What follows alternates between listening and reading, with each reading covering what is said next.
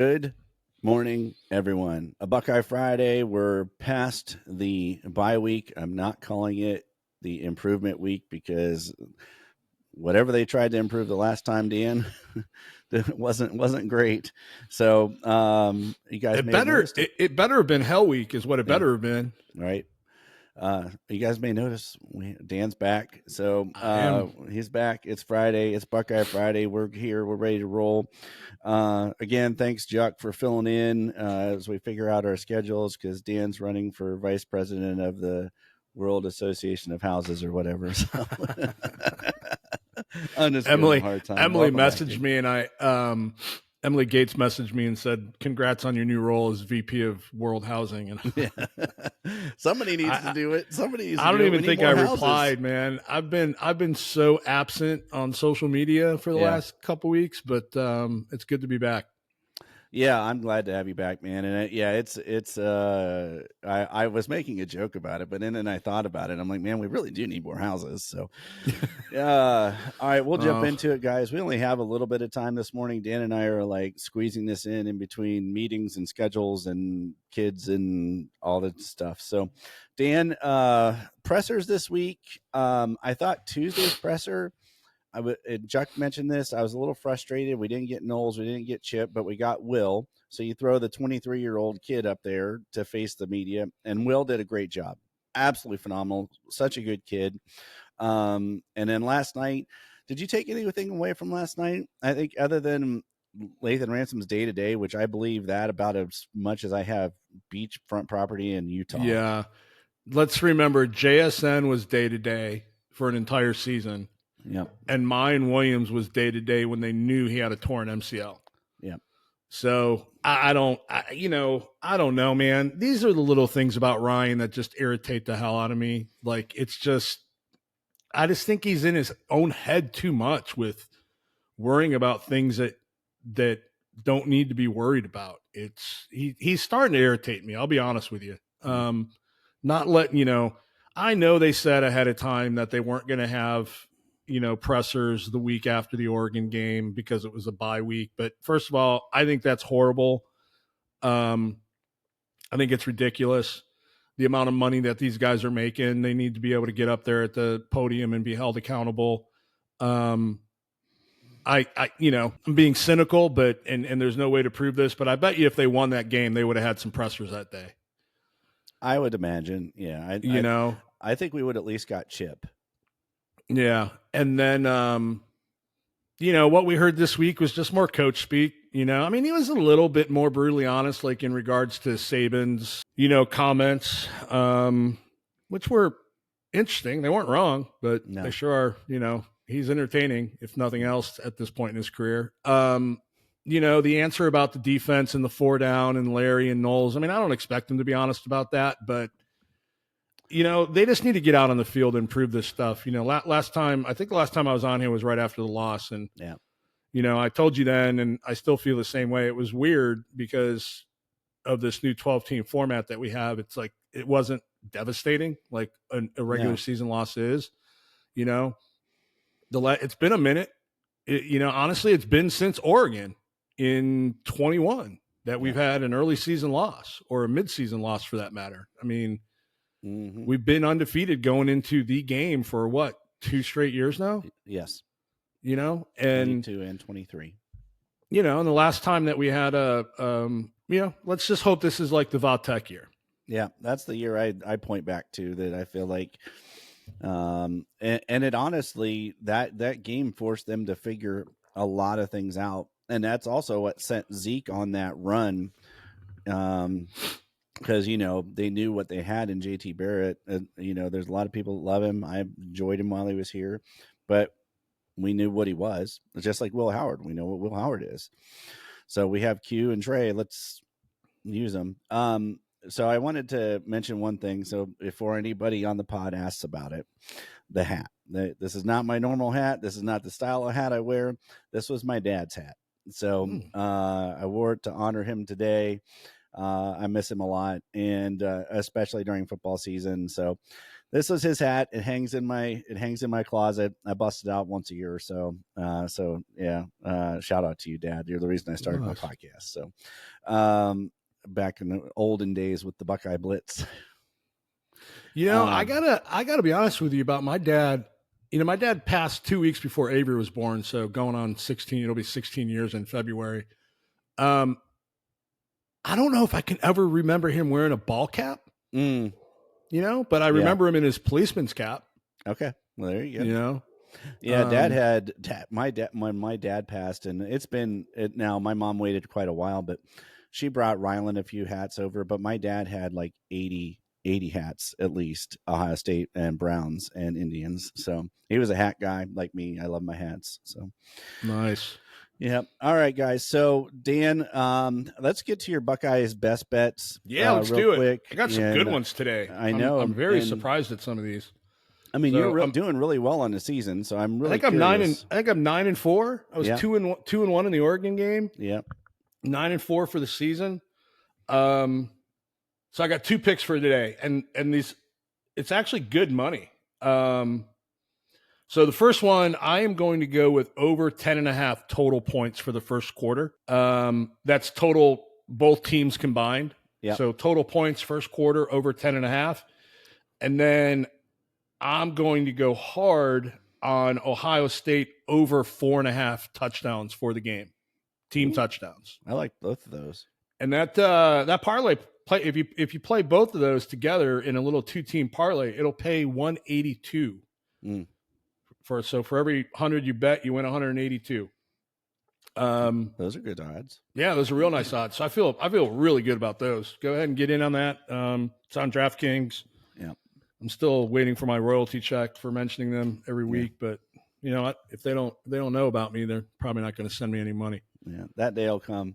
Well, I laughed yesterday, was it yesterday? Jack mentioned that he drinks Diet Pepsi, and I'm a Diet Coke guy, and he mentioned Diet Pepsi on his show. I just laughed because, Pepsi and Coke, if no sponsors. But so Dan, the one thing you mentioned the Saban thing, and then it got brought up again last night, that they're doing some things differently. They mentioned they're going to change some things.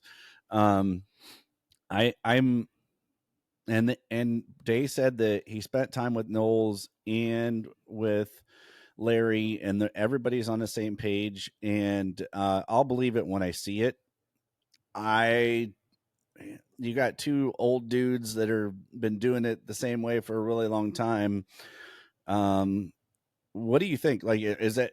I mean, besides maybe doing a nickel blitz or something, Dude, I'll believe it when I see it. Yeah, that's all I'm going to say is I have zero expectations as to what we're going to see.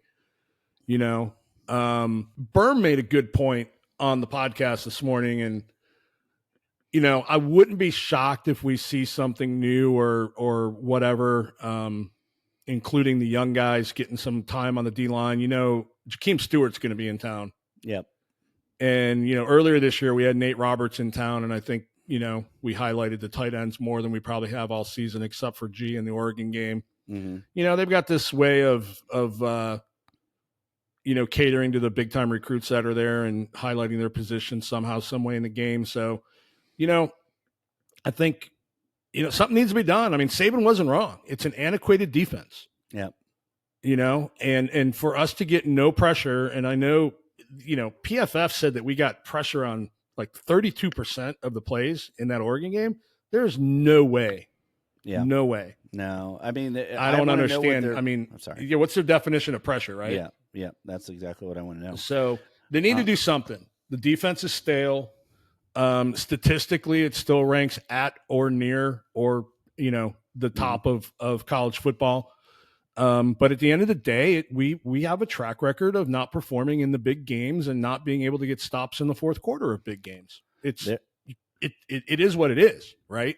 Yeah. So we need to figure it out. I am not a message board person, that, and I don't do much in the communities. However, this was floated to me via text message that there could be a possibility of Arvell Reese being playing at the edge if it's Sonny and Cody in the nickel packages.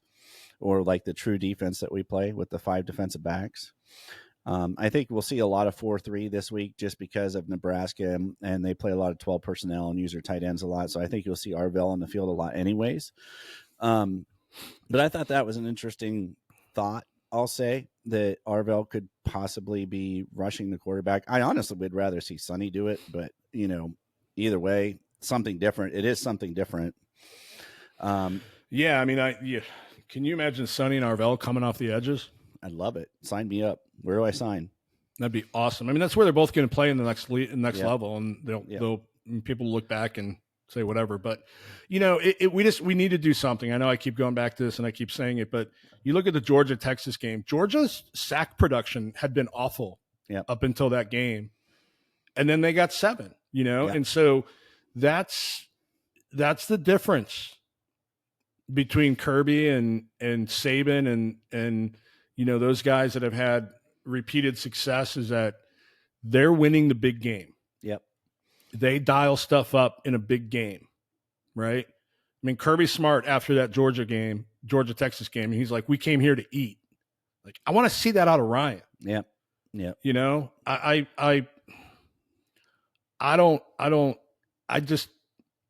We need to see violence. We need to, Berm said it this week. He's been spot on since the Oregon game. For whatever reason, there's a lot of guys on this team that think they're too cool for school, and they're lacking emotion. They're lacking whatever. Like, I want to see some freaking kids that could have criminal charges against them on the defensive line and at linebacker. Like, just some outright violence. It's just, something's got to change. The more time that's passed since the Oregon game, the more upset I've become. Yeah. Well, I told you, or I guess I didn't tell you. I told Chuck on Tuesday, and after rewatching the game and then looking at the all 22 film and kind of pausing it, I still don't think Tyleek's quite right. I know you listened to the show on Tuesday. I heard that. Yeah. I just if you watch, if you have 5 minutes, just go back and rewatch some of the middle and how his arm, I don't think he's quite right. Something was off. Well, I mean, it's an interesting topic, Chad, is that, there's rumors that Latham played with a fractured foot in that game, and that he was actually in a boot. Well, if you watch the angles and stuff that he took, man, go ahead. Yeah. I mean, Latham's foot is at best fractured and at worst broke. We may not see him back this season, despite what we're being told. I'm hearing Q's playing this week. I will be shocked if Quinshawn plays this week. He's got to be on a pitch count if he plays, man. He got cut on, man. He got cut on his hand, and that was a cause of the fumble. Yeah. Quinshawn does not fumble. No. That was Ryan a cause of the fumble. But Yeah. And now, you look at the tape and you see that Tyleek might not have been right. I mean, what happened to all the rotation and the depth that we were playing earlier in the season? Why couldn't we tap into that? Right. We resorted back to what we did against Notre Dame last year. I mean, it was a little bit better, but at the end of the day, he tightened up, he puckered up, his sphincter got tight, and he put on his khakis, and he played too damn conservative. Yeah, I was going to say, I think I had this stat. I wanted to see if I could find it again. I screenshot it, but essentially, especially Jack Sawyer and JT Tuimoloau, they played almost every snap of the game. It's ridiculous. It's unforgivable. And there was one player that did play every snap on defense. I was trying to remember who it was. It's probably Cody. It might have been Cody or Caleb. Had to have been Caleb, right? Yeah. Caleb wouldn't have come off the field. I don't know. I don't see it now, but at any rate, man, it was god awful. The rotation. So, but let's look ahead a little bit, Dan. Nebraska comes to town. Dylan Raiola, who was once a Buckeye, then a Bulldog, now a Cornhusker. I mentioned they run a lot of 12 personnel. I've watched them. They are better under Matt Rule than they have been, but after watching what Indiana did to them. Now, Indiana, of course, was taking deep shots. And so Ryan Day, of course, mentions deep shots in his presser. What are you expecting from Indiana? Nebraska. Nebraska. Woo! I'm already on Indiana, man. Fast forwarding. What are you expecting from Nebraska? Raiola, and is he going to throw at Denzel Burke a whole bunch? I'm sure they're going to go after Denzel, undoubtedly, and I would too. They'll air it out. Raiola's really struggled since the start of the season. I mean, in his last 3 games against there's Purdue, Indiana, and one other team in there, he's got 1 touchdown and 4 picks. I mean, he's really struggling. So obviously, coaches and teams have figured things out on film. And he was always a risk taker, anyways. I listen. If people anything less than worse than what Indiana did, our fan base, as psychotic as they is going to figure out a reason to complain. I don't expect it to be that bad. I mean, Matt Rule is a really good coach. Yep. We are Ohio State, and we get everybody's best punch. Yep. Right now, it's interesting that we're coming off a bye and a 1-point loss on the road to the now number 1 team in the country. So maybe that does allow us to have a similar result as Nebraska, Indiana, but I wouldn't be shocked if it's. I mean, we're going to win handily. 56-7. I mean, that's a freaking beating. Yeah.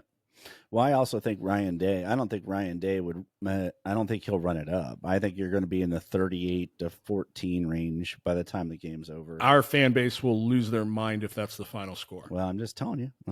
That's kind of where I. I'll tell you right now. The line is between 24 and 25. Yeah. If here's my bold prediction for the game. All right, I'm going to go with your score: 38-14. 24. 24-point win on a 24.5 to 25.5 point line. Yeah. Devin Brown will get 1 series at the end of the game, and people will eviscerate him because we won't cover the spread. It's probably, that's accurate. We haven't, I don't know. I just don't see us running the score up. I just don't. Now, maybe Ryan Day will just take out all his frustrations from the Oregon game on Nebraska, and I'm completely wrong. And, they put, 48 or 50 up, but I just have a hard time seeing that happen. I think they'd rather save some bullets, save some minutes, save some wear and tear. If you look at what's happened, you've lost your starting left tackle. Tegra's banged up. Q's banged up. Lathan's banged up. Kazmarik's out. Save your bullets. Yeah, I'm not a fan of that. I'll be honest with you. I want to see an assassin mindset for the rest of the season. That's my NFLification of things. Yeah, I want to see an assassin mindset. I think we're probably more likely to see that than if we had won that game or we didn't have a bye, coming off of that game. But I think that this has been a long 2 weeks. It felt like the freaking off season, man. Yep. Besides, everybody was mad about that specific game, but it did feel like we did when we were coming off the Missouri game, but not as bad. I don't feel like I felt as down as I did when we came off the Missouri game, but yeah, one thing we didn't see against Oregon, and I think I thought we were going to see it. I'm a little surprised. I'm not a little surprised. I'm really surprised we didn't see it. We haven't seen much of it all year. Is tempo. Yeah. And that's actually an opportunity to protect somebody like a Mahalski or Zen, because you can minimize personnel changes. You can get an advantageous personnel grouping out there and then not allow them to change their personnel by going with tempo. You're running their D line a little bit, so it helps out our O line. We'll see. I mean, I'm cautiously optimistic about Zen. I mean, losing Simmons sucks, but dude, big time elite programs lose players like that every year, and it shouldn't be a step back. Yeah. Well, I mean, Mahalski's been in the program for a while. They talked about how far he came in the spring. We'll see. Like, he's got the attributes, the physical attributes. He's just got to put it all together. So, Dan, you mentioned you had a couple topics, and so I wanted to ask you before we get into last night. What do you think? Do you think Michigan State has a real opportunity to upset Michigan this weekend? There's a lot of chatter about it. I like Aiden Childs, but he's kind of been a turnover machine. So is there every Michigan quarterback. So yeah, no, absolutely unequivocally, I think they've got a chance to knock them off. It's a night game at Sparty, right? Yeah, I mean, I will not be shocked whatsoever. Michigan's bad, bro. Yeah, they're bad, and I think they're starting to have injuries. Their offense is horrendous. It's setting like they're the ones that should have been playing in 1946 uniforms last week, and not Illinois. Their offense was. I mean, it's just bad. And then that interview that Sharon Moore gave during the week, like, oh my God, I thought it was Bob Ross. Like, if I'd closed my eyes, it was like Bob Ross painting a forest. Yeah, happy little. The lack of emotion and enthusiasm and energy that he had in that, it was just depressing. Yeah, I agree with 100%, man. I was just curious. I after watching both of them play, I don't know. I feel like Khalil Mullings could keep Michigan in that game single-handedly, but yeah, I don't know. I mean, I think Michigan State's better than people thought they were going to be going into the season. They're going through some growing pains, but they play hard. It's a home game. It's a rivalry. I expect them to show up, and I will not be shocked at all if they don't win. If I talk about my post from last week, like you gave me some grief. You gasped when I said that Michigan could finish 7-5 or even 6-6, and we're literally staring at 6-6 right now. Mm-hmm. I mean, they've got three losses, and they still play Oregon, Indiana, and us. Yep. They lose to Michigan State tomorrow night. They could end up 5-7. I agree with you. I understand. It's glorious. It's absolutely stunningly beautiful. Oh, I mean, the fall off is insane. We need to do a show just about the sanctions at some point. I do have a little bit of an update on that. Okay. I wanted to ask you about one other game, and then we can do that. Okay. So Juck and I talked about it, but Penn State is doing a whiteout at noon against us because, of course, Big Noon ruins everything. They're not doing the whiteout at noon. It's a big noon kickoff, but they're not doing a whiteout. They're doing their whiteout for a night game. Okay. They've ruined it even more. They have to go to Camp Randall at night this week. Mm-hmm.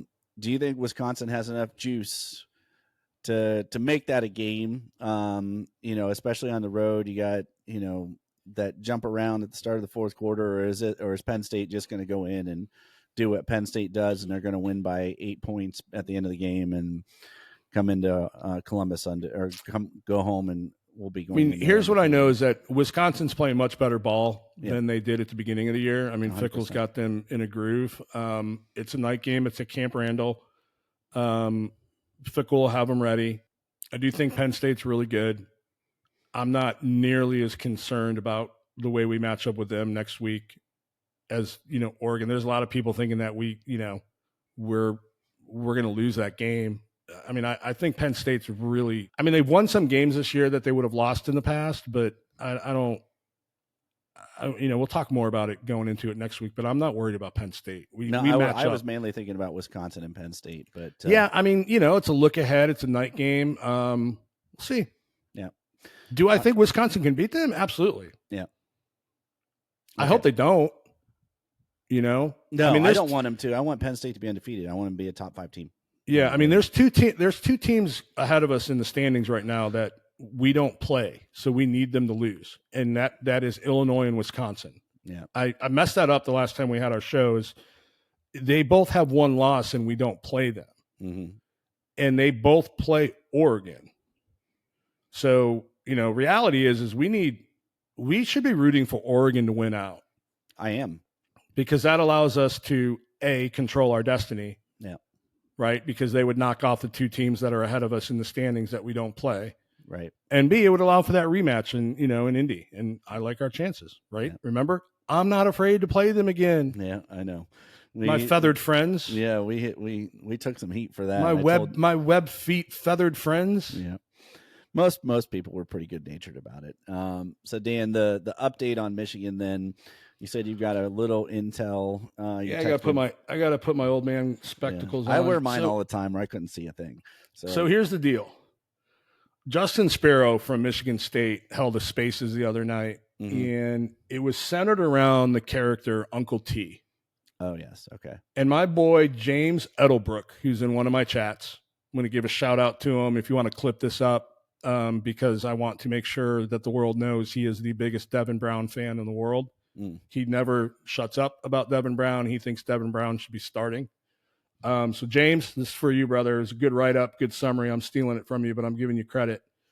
So Uncle T is a guy by the name of Tim Smith, and he's a member of the university via his position as a board member of the officially recognized NIL collective. Okay. There's allegations that others within the university were aware of his actions but did not self-report. Okay. He's removed from the board. Michigan essentially chose to cover up instead of self-reporting. Tim Smith has stated that he's being used as a scapegoat. And Sparrow says that he alludes to that he can prove payments from Uncle T to Connor Stallions. Then essentially what you've got here, based on everything I just laid out, is you have an official of the school who is directly funding the cheating via the official university collective. That same official was then fired. Yikes. So that apparently is part of the NOA and part of the evidence. And the Donkey Kong hammer's coming, brothers. Yep. Well, I actually think that's a great place to leave our show, man. I know you got to run. I got to run. But knowing that that's coming down the pipe just makes me feel so much better. So, you guys, thanks for listening. Thanks for if you could give us a thumbs up, give us a subscription. We continue to climb closer and closer to 500. I looked yesterday, we are at 485. So we're almost there. We might get there by the end of the season, but Dan, I appreciate you. I know we're hustling and trying to squeeze things in. So thanks for hopping on. If you guys were wondering, Terry T from College Football Stop will be helping us out on Tuesday for Tuesday's show. But Dan, any last thoughts, words? Good thoughts? No, I'm just excited for the boys to be back on the field. Like I said, these last 2 weeks felt like the off season all over again. So yep. Let's get back out there and crack some heads. All right. Well, thank you guys. Appreciate you guys. If you could, like I said, like and subscribe. Have a good weekend. Enjoy the game. And as always, go Bucks. Take off. Chad, you leave me?